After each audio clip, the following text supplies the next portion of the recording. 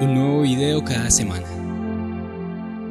Y veníamos charlando con los que los estuvieron hace 8 días, para hacer un resumen muy rápido, que hay muchas creencias. Unos creen que se muere uno y, y se reencarna o vuelve a vivir en un animal o en una cosa o que en la otra vida usted va a volver aquí a esta tierra en una paloma, en un ratón, hay gente que cree eso se llama la reencarnación.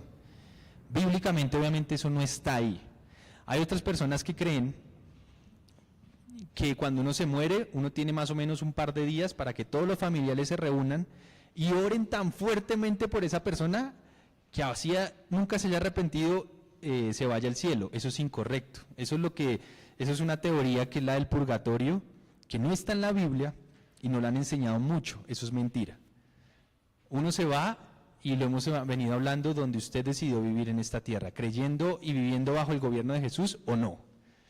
Entonces esos 9, 8, no sé cuántos días que hacen oraciones sin ruegos, así lo hagan de todo corazón, así lo quieran voltear el juicio o la salvación que ya esa persona haya tenido, no hay manera de mover el brazo de Dios.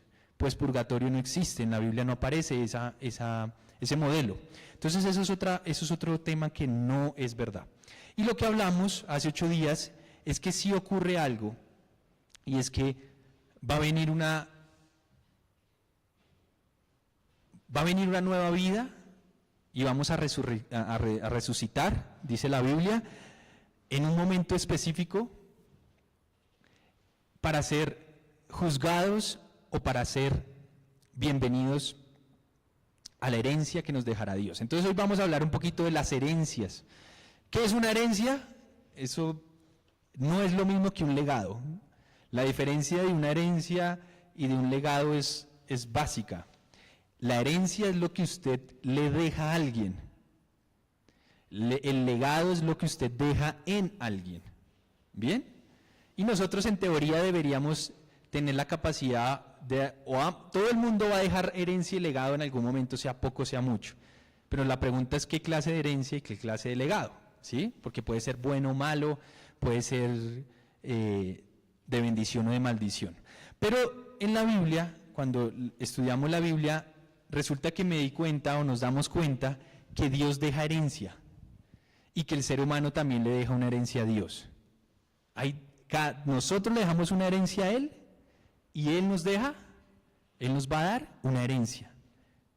Entonces la pregunta del millón es ¿cuál es la que Él nos deja y cuál es la que nosotros le dejamos? Y eso tiene que ver mucho con lo que va a pasar después de que nosotros nos morimos. Bien, lo que pasa después de la muerte. Entonces, ya entrando al tema de una vez, ponga mucha atención porque la herencia que Dios nos va a dejar es muy clara en la Biblia, y después hablaremos de la herencia de nosotros para Él. Eso está en el libro de Apocalipsis. Hemos venido estudiando el libro de Apocalipsis, que es el último de la Biblia. Para los que no saben, Apocalipsis, la palabra Apocalipsis significa revelación. ¿Sí? Y fue la revelación que Jesús le permitió ver a uno de los 12 apóstoles que vivió cuando estuvo Jesús en vida. ¿Quién fue? ¿Quién escribió el Apocalipsis? El apóstol Juan. Uno de los 12 que estuvo con Jesús en vida, a ese, cuando ya estaba viejo, anciano, en una isla que se llamaba la isla de Patmos, él estaba bajo el imperio romano, lo tenían a los otros 10, acuérdense, eran 12 apóstoles, ¿verdad? Uno lo traicionó, ¿cierto? Y él se ahorcó en los mismos días que iban, en el mismo noche o en el mismo día siguiente.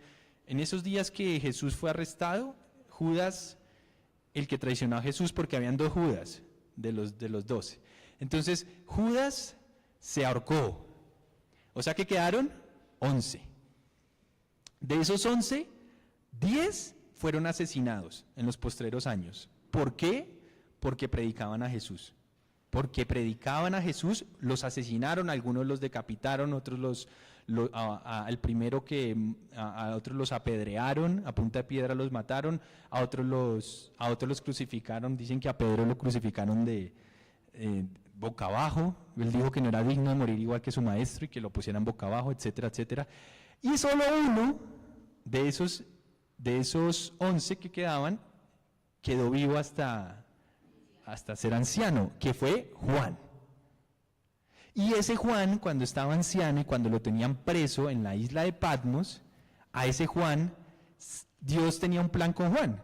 Era dejarlo vivo hasta anciano para ese momento, para que Juan viera lo que venía, lo que iba a ser los últimos tiempos, lo que está por pasar. Eso es una profecía que está por cumplirse, que es el retorno, bueno, el primero el levantamiento del anticristo, que será un gobernante, yo ya lo he explicado, que logrará traer paz en el Medio Oriente, cosa que nunca ha ocurrido, y a través de un de un líder religioso que engañará a las naciones para que crean en ese gobernante, y él traerá un nuevo orden mundial y empezará los últimos 7 años de la historia, donde al final de esos 7 años volverá Jesús, otra vez, como él se fue, ascendiendo al cielo, así mismo volverá, y vendrá a hacer justicia finalmente, justicia perfecta en esta tierra. Expliqué que cuando Él vuelva, derrotará al anticristo, al falso profeta y a todos sus seguidores, que es todos aquellos que no hayan conocido a Jesús y crean en Él. Y finalmente, resucitaremos, ¿verdad? Y vienen las herencias. Y también los malos, dijimos que también van a resucitar un día. Los que no hayan creído en Jesús en toda la historia, también resucitarán, pero a llevarse otro tipo de herencia. Eso es lo que vamos a hablar hoy. Ese es un poquito el background o el detrás de lo que vamos a hablar hoy para que no estemos tan perdidos. Entonces el Apocalipsis significa eso, revelación, y fue la revelación que Juan, el último de sus apóstoles. Bueno, y antes de seguir, como Jesús dijo que iba a dar 12 sillas en su reino, y si eran 11 los que quedaron, ¿quién va a tener esa 12ª silla? ¿Quién es el 12º apóstol? Pablo. Ese fue como el reencauche, como de ese puestico que dejó Judas. Hagan de cuenta, como Judas dejó un puestico, el que lo traicionó, el 12º fue llamado por Jesús, ya después de haber resucitado y todo eso, unos años después de que se haya ido, llamó a Pablo, que se llamaba Saulo de Tarso, que era un judío muy entendido y estudioso de la palabra, del Antiguo Testamento, pero que odiaba fervientemente a los que creían en Jesús. Y Dios se le apareció en el camino cuando justamente él iba a ir a que asesinaran a unos en otra región de los que creían en Jesús, y se le apareció en el camino a Saulo de Tarso. Dice que se cayó del caballo, porque iba en el caballo con unos guardas de él, se cayó, y que los guardias, dice la Biblia, que no veían nada, pero sí escuchaban como algo, pero Saulo de Tarso sí se le apareció Jesús a él y lo escuchaba perfectamente, y Jesús le dijo: Saulo, Saulo, ¿por qué me persigues? Porque él perseguía a la iglesia de Dios, de Jesús. Entonces quien se mete con la iglesia de Jesús, se mete con Jesús mismo. Jesús le dijo: ¿por qué me persigues? Y Saulo, desde ahí, transformación total. Quedó ciego, dice la Biblia, y se fue inmediatamente a una casa estaba como orando en un lugar, en una casa, y Dios llamó a otro man y le dijo: hey, vaya a esta casa que queda en tal lugar, ora por ese hombre, pues yo a ese hombre lo he escogido, a Saulo de Tarso, para que lleve mi evangelio a muchos, a los gentiles, o sea, a las otras naciones. Y luego el Señor este hombre oró por Saulo, quien desde ese momento Dios lo llamó Pablo. Y él vendría a ser el 12º discípulo o el 12º apóstol, y cogió ese puesto que había dejado Judas. Y esos son los 12, ¿bien? Y de ahí para adelante empezó toda la revolución, y Pablo llevó también el mismo desenlace de los otros 10, pues lo asesinaron. Ya después de que Dios cumplió su propósito con él, lo encarcelaron y lo asesinaron. Bien, entonces seguir a Jesús cuesta, al verdadero Jesús. Una religión cualquiera que no le hace daño a las tinieblas, pues no cuesta, ¿sí? Pero cuesta, y cuesta mucho. Entonces, ese es el Apocalipsis, y Juan, el apóstol Juan, vio muchas cosas. Y al final, cuando ya pasó todo esto que les cuento, el retorno de Jesús, el juicio final que Jesús va a hacer a todos ellos, y todo esto que les cuento,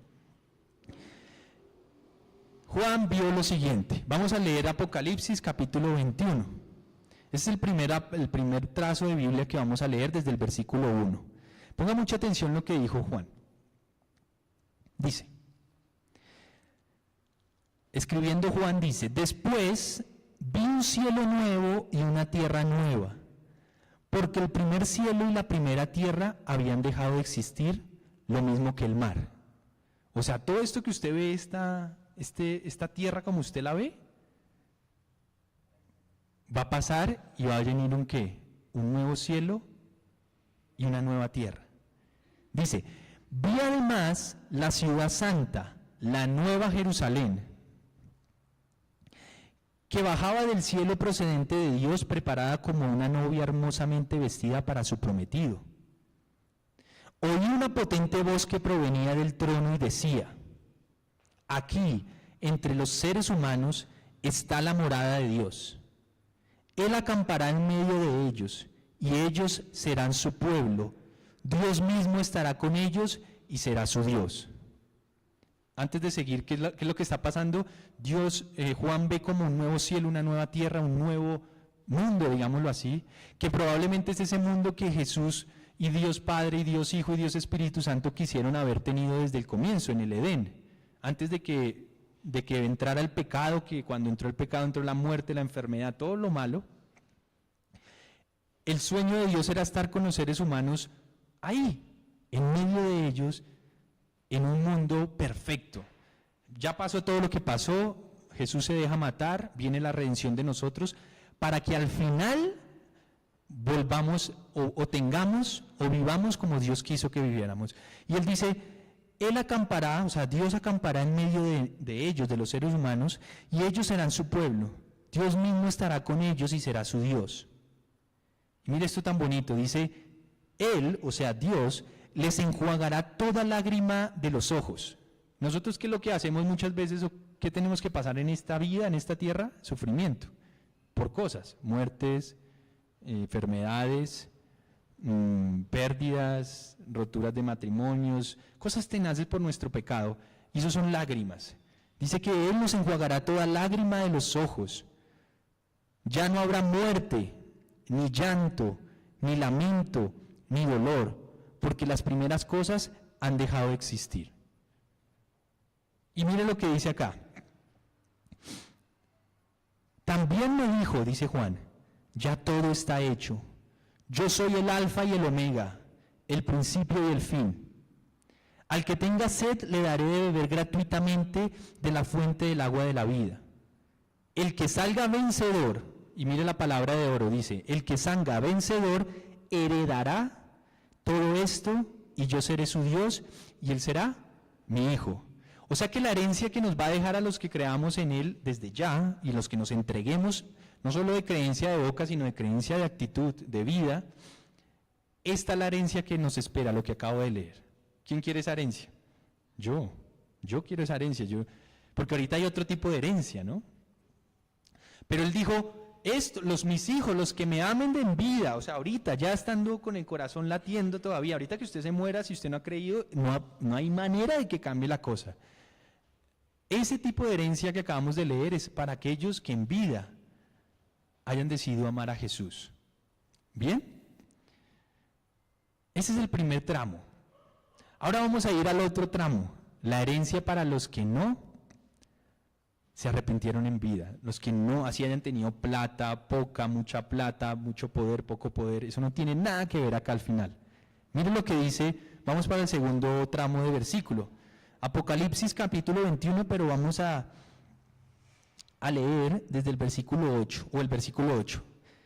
Viene ahí continuando y dice, pero los cobardes, los incrédulos, los abominables, los asesinos, los que cometen inmoralidades sexuales, los que practican artes mágicas, los idólatras y todos los mentirosos recibirán como herencia, otra herencia, la herencia que le va a dar Dios a ellos, otra herencia, el lago de fuego y azufre. Esta será la segunda muerte. Yo ya les expliqué hace 8 días que hay 2 muertes, ¿verdad? La primera, que es la física normal, la que todo el mundo muere, que tiene que pasar, pero que hay una segunda muerte, y esa segunda muerte es para aquellos que no hayan creído en vida en Jesús, que serán enviados a un lago de fuego y azufre para siempre. Y mire que él hace una lista. Vuelvo y repito, el que salga vencedor, pero primero nombra a quiénes, a los cobardes. La Biblia dice que los que siguen a Jesús, no una religión, sino a Jesús de verdad, y se ponen las pilas a vivir como Él quiere y a hacer lo que Él dice, los que lo reciben como el Señor, no solo el Salvador de las almas, sino el Señor, el gobernante de su vida, los que lo reciben de esa manera, dice que la Biblia que son valientes, que los valientes heredan el reino de Dios.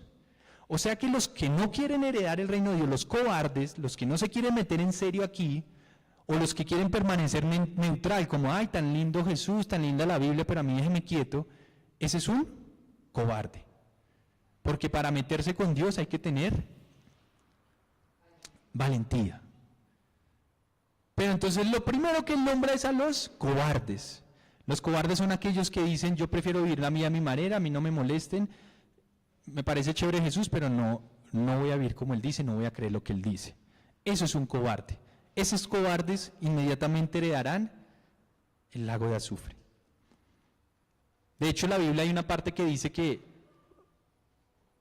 o sea frío o sea caliente, o sea, o no se meta con Dios y ya sepa que usted no va a estar con Él, o métase con toda con Él, porque a los que estén en el medio, dice Dios, los vomitará, y eso está en la Biblia.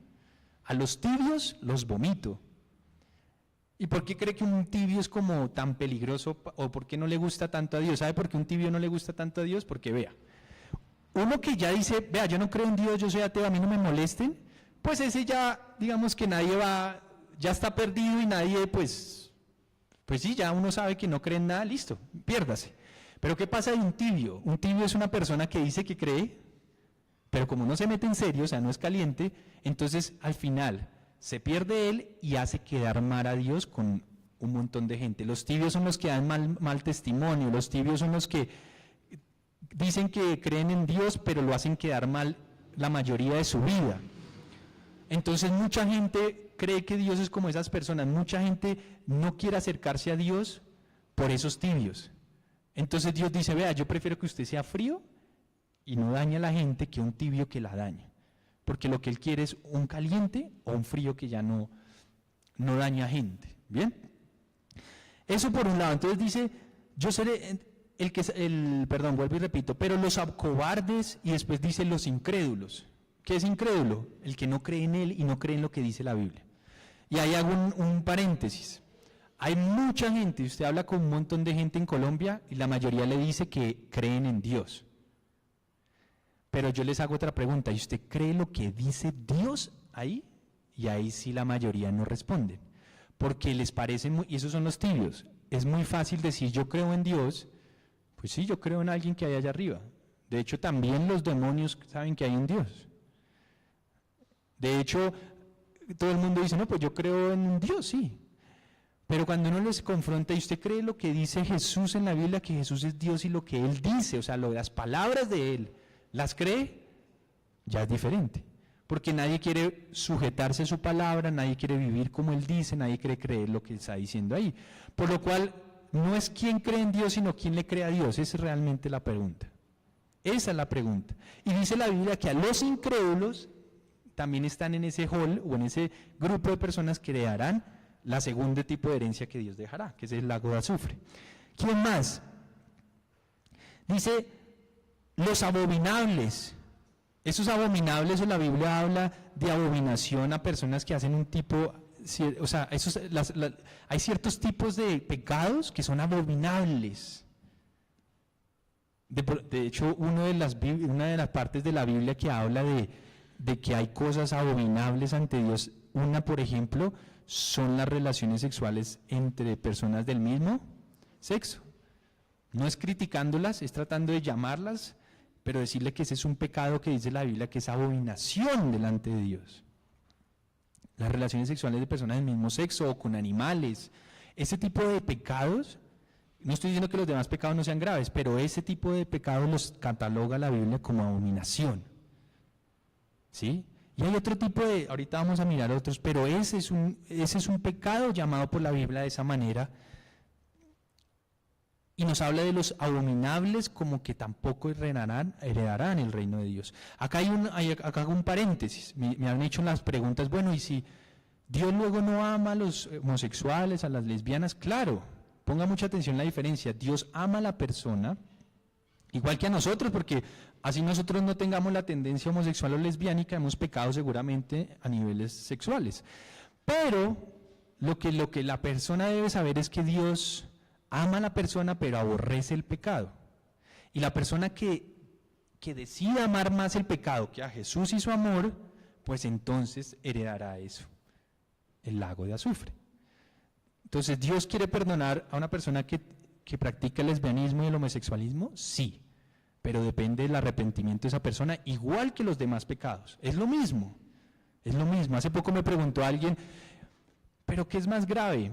Eso o, pues me decían, más bien decían, eso es un pecado muy grave. Yo les decía, sí, pero es tan grave como la persona que puede que no actúe lesbiánicamente o homosexualmente, pero que le es infiel a su esposa.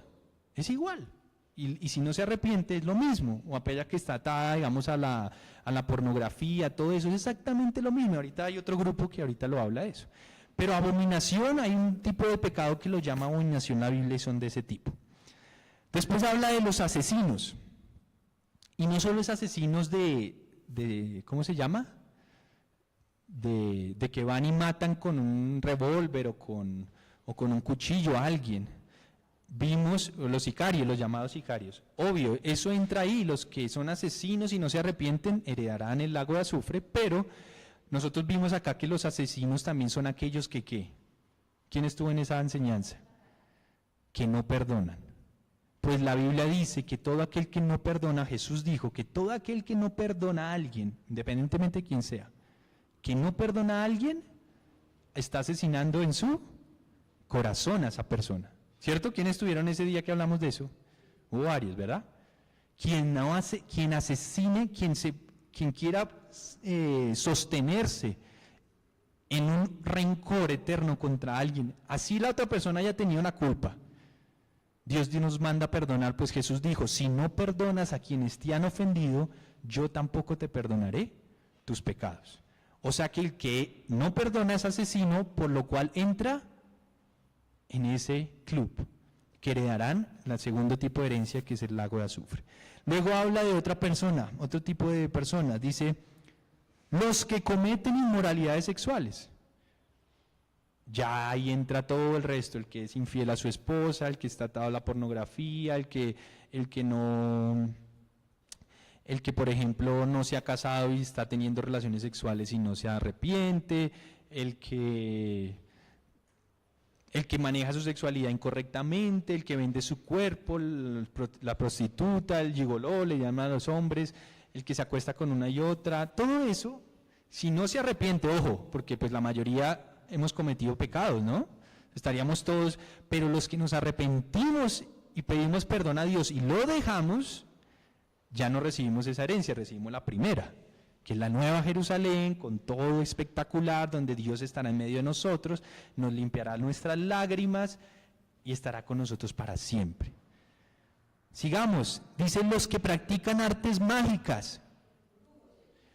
Ahí vienen y entran todos los que practican brujería, hechicería, comunicación con los muertos, que leen las cartas, esoterismo, horóscopo, y todos los derivados de ese tipo de artes mágicas, artes ocultas, oscuras, que adivinan, que quieren predecir el futuro. Usted no ha escuchado en la radio cuando dicen, llámenos y le traemos a su amor en un par de días sin ningún tipo de daño. Son personas que hacen este tipo de actividades. Y heredarán si no se arrepienten. He visto testimonios de personas que llegaron a ser satanistas, todo este tipo de actividades, brujos, todo esto, arrepentiéndose y reconociendo a Jesús y transformando sus vidas, claro. Pero si no se arrepienten, heredarán el lago de fuego y azufre. que es la segunda muerte.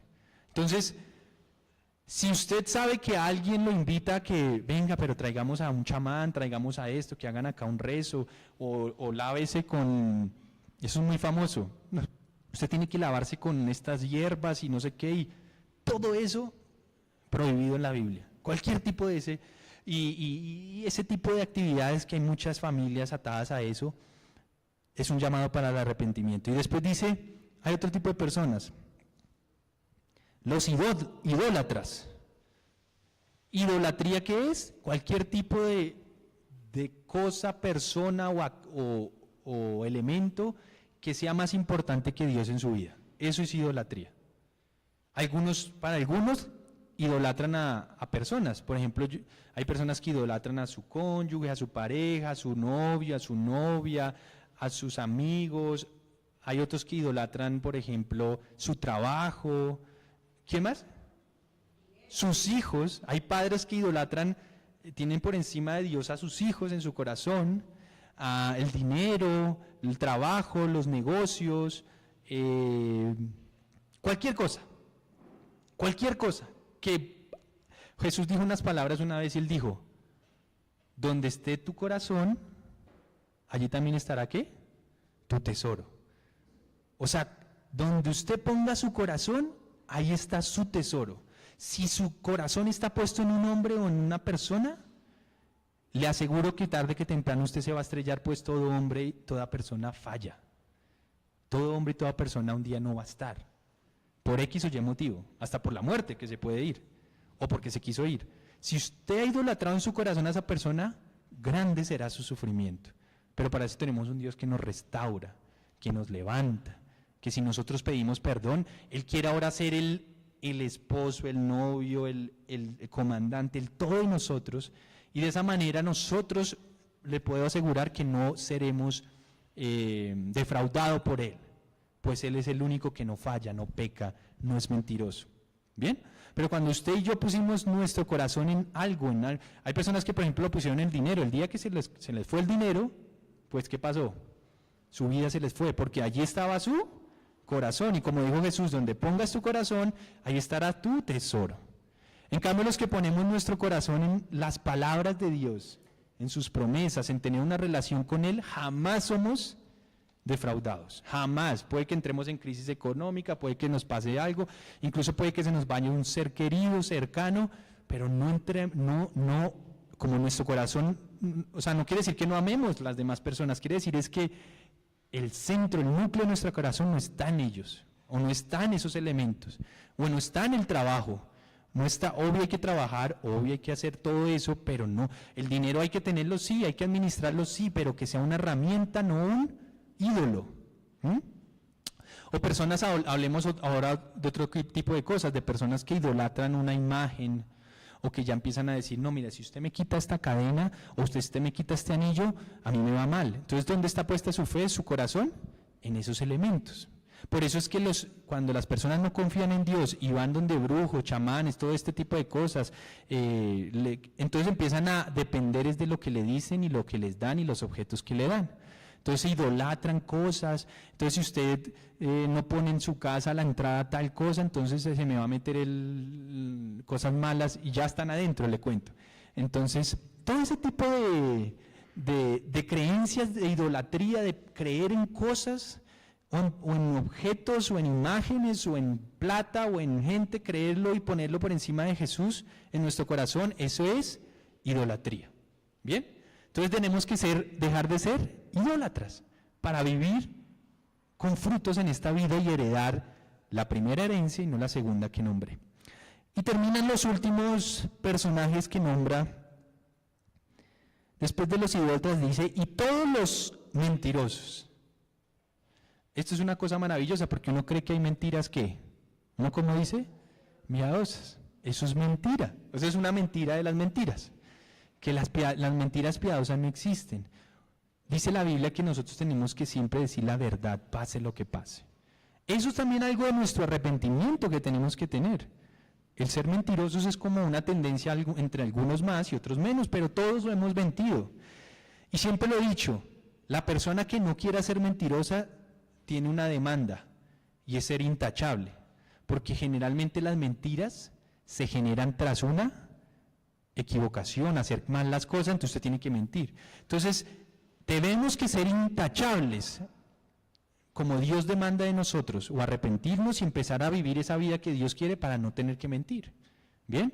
Entonces, este tipo de personas, todas estas personas, le aseguro que usted y que yo hemos cometido una, varias o todas de las que acabo de leer, ¿verdad?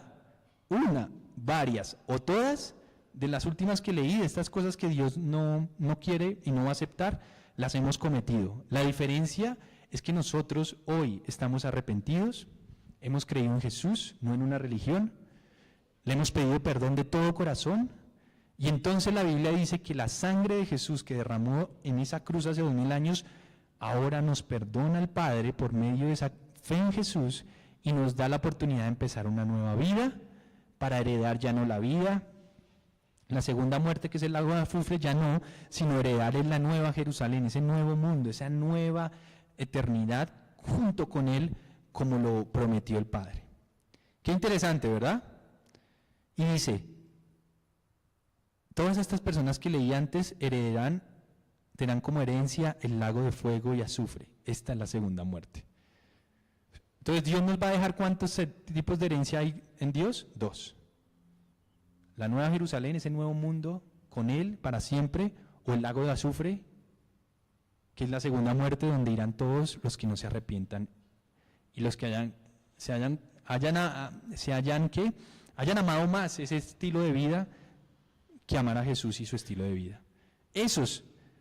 Yo espero que los que me estén escuchando entiendan lo que estamos, porque estas palabras no son mías, yo simplemente estoy explicando o profundizando lo que ahí dice, y ya está escrito. ¿Bien? Ahora la segunda parte y la pregunta es, ahora nosotros los seres humanos, ¿qué le dejamos de herencia a Dios? ¿Quién se atreve a responderme? ¿Nadie? Usted y yo, ¿qué le podemos dejar a Dios? ¿Plata? No, pues si es el más rico y todo le pertenece a Él, ¿o no? ¿Qué será? Vamos a ver qué dice la Biblia, ¿verdad? Porque todo de Dios es, todo lo creó. Entonces, ¿cuál es la herencia que nosotros le dejamos a Dios? Mire, eso está vamos a ir al tercer versículo de hoy, es Salmos, capítulo 27, versículo del 3 al 5. Mire lo que dice ahí. Salmo 127, desde el 3. Ponga mucha atención, dice: los hijos son una herencia del Señor. Los frutos del vientre son una recompensa. Como flechas en las manos del guerrero son los hijos de la juventud. Dichosos los que llenan su aljaba con esta clase de flechas. No serán avergonzados por sus enemigos cuando litiguen con ellos en los tribunales. Mire qué interesante lo que dice la Biblia. Dice que la herencia que nosotros le dejamos a Dios, ¿qué es lo único que podemos realmente dejarle a Dios en esta tierra cuando partamos? Los hijos. Pero hay 2 clases de hijos, ahorita ya vamos a revisar. Pero son los hijos. Y hay 2 clases de hijos, se los voy a decir de una vez. Tanto los naturales, los que ustedes mujeres paren a través de su vientre natural y físico, y los hijos que ustedes y yo parimos de manera espiritual. Eso es lo único que podemos dejar en esta tierra para Dios, porque el resto ya está, es de Él. Usted puede dejar mucho o poco a niveles económicos, eso no tiene nada que ver, no sirve de nada para el reino de Dios. Lo que sirve son los hijos. Ahora, no quiere decir que no deje herencia, yo no estoy diciendo que no intente dejarle a sus familiares herencia y a nivel económico. Obvio, eso es algo que hay que hacer, pero me estoy refiriendo es la herencia que nosotros le dejamos a Dios. Voy a volver a repetir, dice: los hijos son la herencia del Señor, los frutos del vientre son una recompensa. Y mire lo que la Biblia, cómo lo tipifica, lo importante que son. Dice, dichosos los que llegan, dice, como flechas en las manos del guerrero son los hijos de la juventud. ¿Qué hace un guerrero? En esa época, ¿qué hacía? Se ponía su aljaba, que es lo que dice ahí más abajo, que ese era el cosito donde metía ¿qué? Las flechas. Y él tenía su arco. Y lo que dice la Biblia es que dichosos los que llenan la aljaba, o sea, donde se ponen las flechas de ellos, de los hijos. Porque es que como flechas son los hijos que uno deja. ¿Y uno qué hace una flecha? Uno agarra la flecha ¿para qué? Para lanzarla y ¿qué? Que ataque y herir. Ustedes y yo, ¿qué debemos, cuando tenemos hijos tanto físicos o biológicos como espirituales, cuál debe ser la misión que nosotros debemos capacitar a esos hijos? ¿Para qué? ¿Para herir qué? ¿Para atacar qué? El reino de las tinieblas. Eso es lo único, eso es realmente el fruto, o en verdad, si usted tiene un hijo que tiene carro, casa y vega, pero no le hace ni cosquillas al mundo de las tinieblas, no hizo usted nada. Pero si usted tiene hijos, tanto físicos como espirituales, que aprendieron a hacerle daño a las filas enemigas que son las del reino de las tinieblas, usted está dejando una herencia poderosísima. Y como flechas en la aljaba del guerrero son los hijos de la juventud. ¿Ya entiende por qué dice eso la Biblia? Los ejemplos son perfectos. Entonces, digamos, mis 3 hijas, ¿qué hay que hacer? Capacitarlas, enseñarles de Jesús para que cuando crezcan, ellas hagan destrozos en las filas enemigas. ¿Cómo hace uno destrozos en las filas enemigas? Obedeciendo, haciendo la voluntad de Dios. Así es como hacemos destrozos. Viviendo la vida que Dios quiere que vivamos, llevando este mensaje a los del trabajo, a los de los compañeros, los amigos. ¿Para qué? Primero para que aprendan quién es Jesús y hereden la vida eterna, no solo la eterna después de la muerte, sino que aquí en vida hagan destrozos al mundo de las tinieblas. Porque el mundo de las tinieblas actúa en todo lado, está en muchas familias, en gente, ¿sí? Entonces las personas, si logramos que una persona, nuestros hijos espirituales y físicos, se arrepientan también y tengan una vida para Dios, van a ser, como dice acá, como flechas en las manos del guerrero, son los hijos de la juventud. Dichosos, y mire, dicen dichosos, los que llenan su aljaba con esta clase de flechas. Dichosos seremos si las llenamos con esas flechas. A veces por eso es que digo, los que ya tienen un matrimonio quieren tener una flecha. Y está bien. Pero dice, dichosos los que intenten llenar esa, no solo, vuelvo y repito, de físicos, tanto de espirituales. Si usted y yo no estamos comprometidos con ganar gente para Jesús, estamos perdiendo el tiempo de nuestra vida también. Pues hay hijos espirituales que quieren escuchar y volverse hijos de Dios por medio de su testimonio, lo que usted les enseñe y les diga de esto. Si esas personas se arrepiente y se vuelve para Cristo, usted se ha ganado un hijo en su aljaba. Ahora le pregunto, ¿cuántos hijos tiene usted hoy en su aljaba? ¿Se ha preguntado? Puede que usted en este momento diga, 0 pollitos. Pues hoy es un día para que usted entienda que Dios le está diciendo, tu vida ¿qué debes hacer ahora? Además de estudiar, de hacer tus actividades cotidianas, llena tu aljaba de flechas, tanto espirituales y cuando se casen, si es que se casan. Ahora, por ejemplo, el apóstol Pablo. El apóstol Pablo no dice la Biblia que se casó ni tuvo familia, ¿verdad? Pero ¿cuántos hijos espirituales no han nacido por lo que él dijo? Miles. La aljaba de él debe estar. Ahora, el que más flechas tiene en su aljaba, adivine quién es. Jesús. Pues él fue el que transformó la historia, por eso hay un antes de Cristo, después de Cristo, y todos los que han. ¿Cuántos hijos no ha parido Jesús aún ya después de haberse ido? Sigue pariendo. Yo soy uno, ustedes también son los que él sigue pariendo, o sea que Jesús es el más fructífero de todos, pero después de él nosotros debemos ser fructíferos. llevando su palabra, porque la única manera de echar flechas a la Java es con la palabra de Dios, no con una religión, sino con la verdadera palabra de Dios. Pues la verdadera palabra de Dios nos va a incomodar, nos va a decir la verdad, nos va a poner en jaque. En cambio, la gente que por ahí habla todo soft de la Biblia y dice que Dios es amor y solo eso, no está diciendo la verdad, pues Dios es amor, pero también es justicia y demanda obediencia. Hay gente que por ahí simplemente predica la mitad de lo que dice ahí para que la gente venga. ¿Sabe por qué esto no está lleno? Porque nosotros decimos la verdad. Pero si les dijera yo que Dios es amor y que se les aguanta todo lo que ustedes quieran vivir y como quieran vivir, y que Dios les va a dar plata, carro, casa y beca, y que pacte para que se les llene la casa de plata, esto se llenaría, ¿verdad? Porque se les dice lo que quieren escuchar.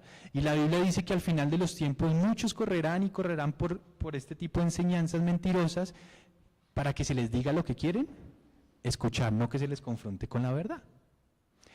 Ahora, estas sillas pueden que tampoco estén todas llenas, porque de pronto no estamos pariendo todos, ¿qué? Hijos. No los estamos metiendo las flechas realmente en la aljaba. Y si no paremos hijos, pues no vamos a tener flechas con que ¿qué? Hacerle daño al enemigo. Qué interesante. Y dice al final, no serán avergonzados por sus enemigos. Nuestros enemigos, que es el reino de las tinieblas, Satanás y todo su ejército, no nos podrá avergonzar por esos hijos que vamos a parir, tanto físicos como espirituales. Bien, esa es la herencia que nosotros los seres humanos le dejamos cuando partimos de esta tierra a Dios. Y la herencia que nos da a nosotros, cuando ya nosotros partamos y resucitamos, ya saben, hay dos: la nueva Jerusalén, lo maravilloso de ese mundo que nos espera. Yo ya estoy metido allá, yo ya sé que ya tengo un puestico allá, porque me he arrepentido, no porque sea perfecto, porque yo también me equivoco, pero pido perdón y sigo adelante. Y mi relación con Cristo es dinámica y yo ya de verdad lo amo. Y yo lo puse a Él primero que a todos y después viene el resto. Por eso ya no hay idolatría. Él está sentado en el trono de mi corazón. Ahora pregúntese, ¿quién está sentado en el trono del suyo? Cuando usted se despierta, ¿qué es lo primero que usted piensa? Probablemente eso es. En sus negocios, en esta persona, en aquella o en él. Qué interesante. La pregunta que le voy a hacer entonces es, ¿le va a dejar herencia usted al Señor? Espero que sí, porque quien no deja herencia es como si no hubiera dejado frutos en esta tierra. ¿Bien? Pero entonces, recuerde, herencia es lo que le dejamos a Dios, legado es lo que dejamos, herencia es lo que dejamos a alguien, legado es lo que dejamos en alguien. Y después hablaremos en otro momento de qué es legado y cómo hacerlo, porque eso es totalmente diferente.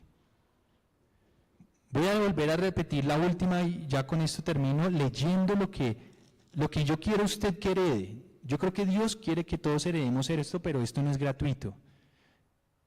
No es de plata lo que estoy hablando. Para que usted herede esta herencia que voy a volver a repetir, usted debe aceptar que Cristo es su Señor y arrepentirse y ponerlo en el primer trono de su corazón. De resto,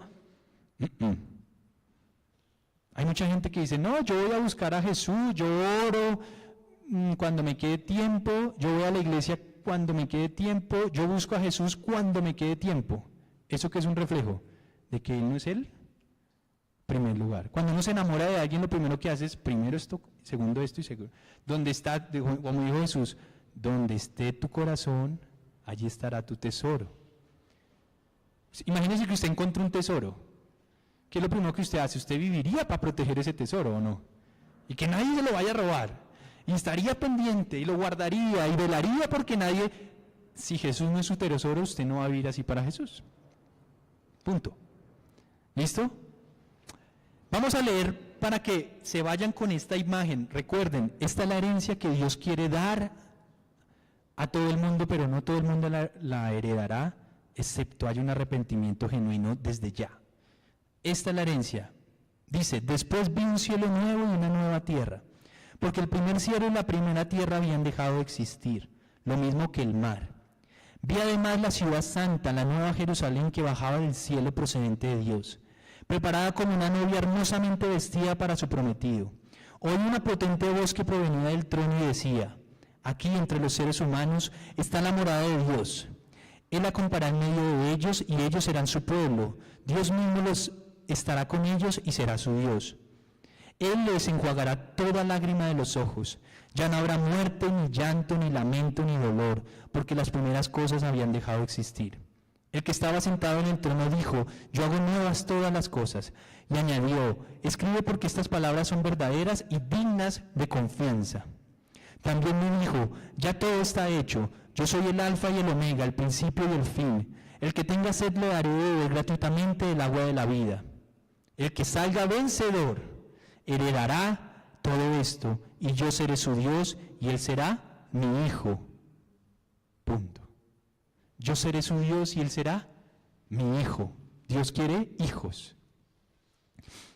La fe que yo tengo no le sirve a mis hijas, por ejemplo. Pues Dios tiene hijos y no ¿qué? Nietos. A ver qué es lo que estoy tratando de decir. Si yo creo en Dios, yo soy su hijo hoy, pero no le garantiza a mis hijas que ellas lo sean. Ellas un día deben tomar una decisión, porque Él no es que coge a mis hijas y como yo creí, entonces no importa lo que ellas digan o crean, entonces él va a tener nietos. No, Él no tiene nietos. Él tiene solamente hijos. O sea que es una cosa personal de uno directamente con Él. La fe de mi esposa, de mi esposo, de mi amigo, de mi cónyuge, de mi hijo, la fe de mi suegro, la fe de mi vecino, sirve para mostrarme quién es Jesús, pero no me sirve a la hora de la herencia. Pues la herencia se le deja no a nietos, sino única y exclusivamente a ¿quiénes? A los hijos. Eso es la verdad. Así que es un tema personal y una entrega genuina y personal de cada uno de nosotros. Pues la fe de otro no le sirve a Dios cuando nos mira a nosotros. ¿Bien?